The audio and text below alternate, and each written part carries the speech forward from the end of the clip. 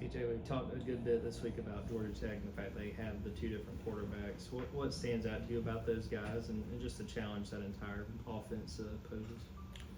I just think it's a very good offense, with both of those guys coming in and rotating, having their own type of skill set. So at the end of the day, there was a great two different quarterbacks, so you got to be prepared for both of those styles of games and knowing which quarterbacks in, and things like that.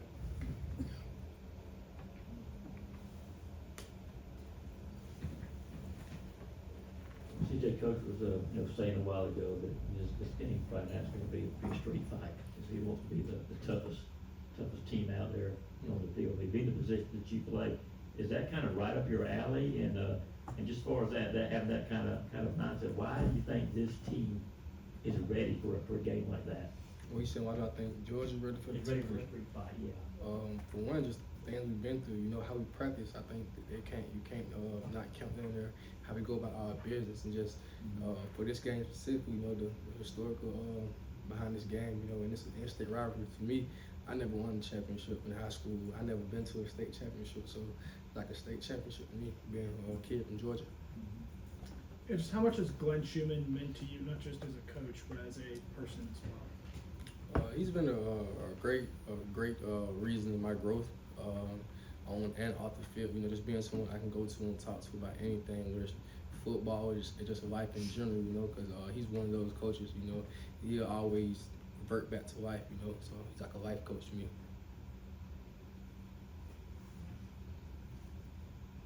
CJ, I'm sure you get to see a lot of Trey Scott on the practice field working on the D lineman. What stands out to you about Coach Scott and just what he does for his guys on a daily basis?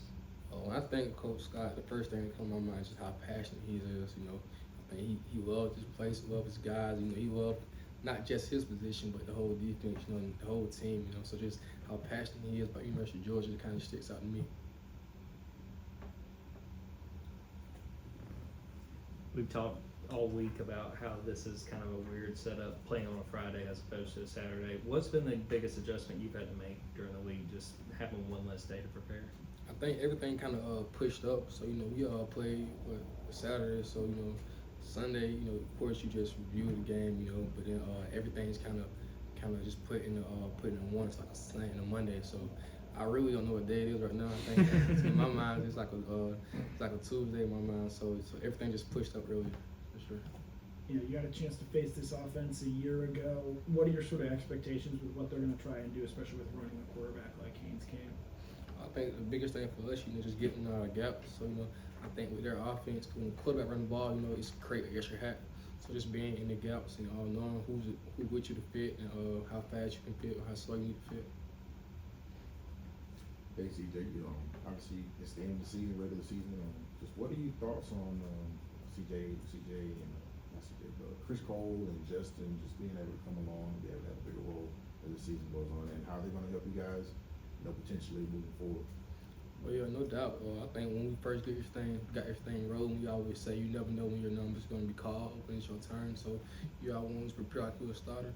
I think I'm just proud of those guys' growth from the beginning of the season. I think they came in and it was here for the spring and stuff like that. So it's just proud of their growth. There's a ability to translate from the meetings into the field. We have another question for CJ. All right, CJ, thank you, sir. Thank you. Thanks, CJ. Happy Thanksgiving.